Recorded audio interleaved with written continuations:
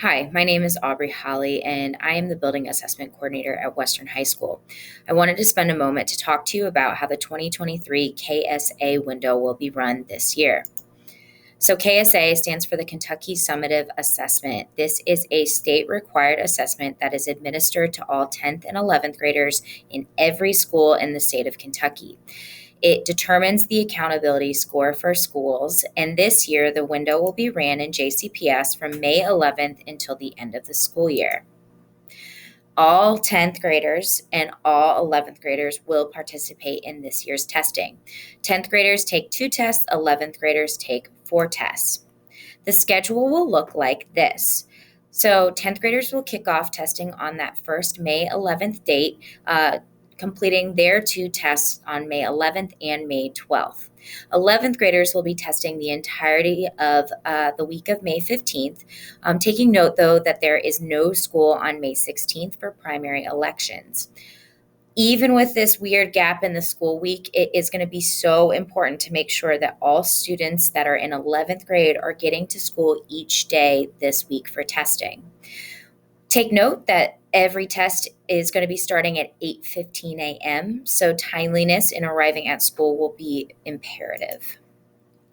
We're going to be doing some practice runs in the weeks leading up to make sure that students are feeling comfortable with where they're going to be testing, what they're going to need to do, and what the expectations are for them.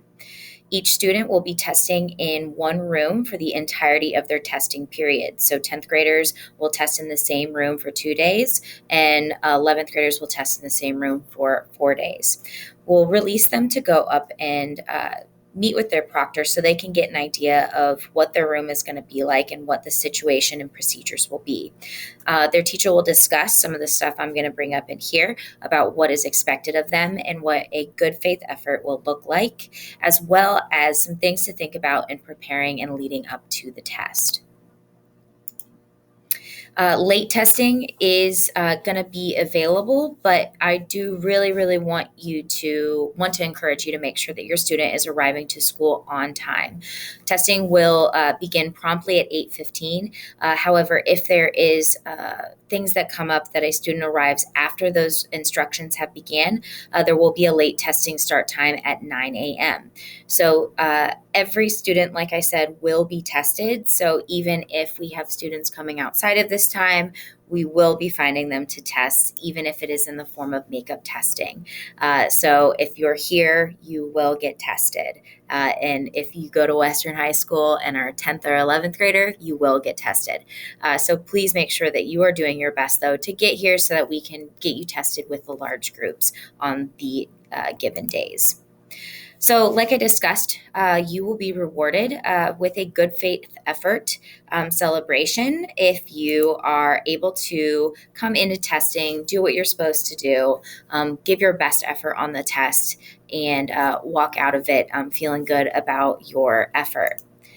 The criteria that teachers and administrators will be looking for each day of testing will be attendance, effort, behavior, and preparedness. So what that means in terms of attendance is getting to school on time, and then being where you're supposed to be when you're supposed to be there. Not trying to cut, not trying to skip, not trying to hide, not running late and being tardy, going where you need to be for your testing experience. Effort has to do with a student trying their best, answering all of the questions, taking their time, and being thorough with their writing and reading.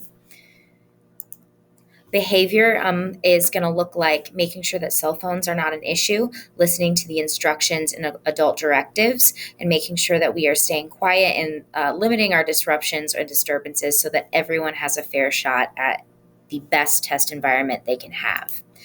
Phones will be a big issue because no phones are allowed during testing. Once adults ask them to be put away, they need to be away the entirety of the testing time for that day because that's a way to ensure that we're not cheating or that we're not sharing information because we want our results to be valid of what we know and how we can show that. Preparedness will look like making sure that those phones again are put away, but also making sure that we're having a charged Chromebook. All of these tests are administered online on a Chromebook app called TestNav. So it is going to be super important that every student comes every day of testing with a charged Chromebook ready to go. Pencils are always a good idea, and also having something maybe to do after testing. Since we can't pull our phones out when we finish, having a book or having a coloring sheet or a puzzle would all be great options as well. Now, when our students do this, they will be rewarded, like I said, with a good faith effort celebration. This will occur on May 31st, so that very last week of school, when we are all excited and ready for the year to finish. We will have a nice party, including a DJ, some food and snacks, and prizes that will be given out at random. To be invited to this party, though, you do need to meet those good faith effort expectations every single day of your testing window. Now, that's not all. Things to think about moving forward is that students who meet proficient or distinguished benchmarks or show growth from the previous time they tested will be celebrated in some capacity next school year. So during the 2023-24 school year. And we will look forward to seeing how our results and our scores match the work that we've been putting in our classrooms. So there's some testing strategies that you can start to prepare and think about.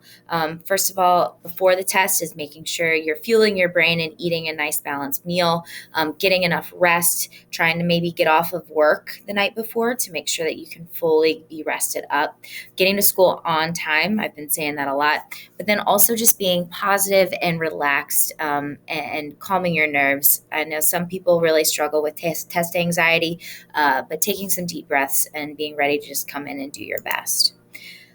While testing, always good practice and good habits include eliminating wrong answers that you know can't be right, answering all of the questions on the test. There is no penalty for answering incorrectly, there's no penalty if you leave something blank, but also it's a good idea just to answer every question. Managing your time, reading the text fully, staying on task, and utilizing the Pearson tools that I'll show here in a second. In your classrooms, you should be doing some prep work, and hopefully you're taking full advantage of that. But also at home, you can take a look at KSA practice tests as well as released items from previous years. Pearson, like I said, does have tools at your disposal, and part of taking a test on a computer is just getting comfortable and used to using them. So hopefully in your classes, you're taking some time to get an idea of what those are going to look like the answer eliminator, or feel comfortable using the Desmos calculator, or taking notes and using that as a tool. Another part of testing is a survey. This survey does matter. It actually does hold weight just like any of the other tests. And it's also important because it is information that we as a school can use to help improve your school and your school experience. So there's two pieces to it, the school climate and school safety. It will be on this scale from strongly disagree to strongly agree.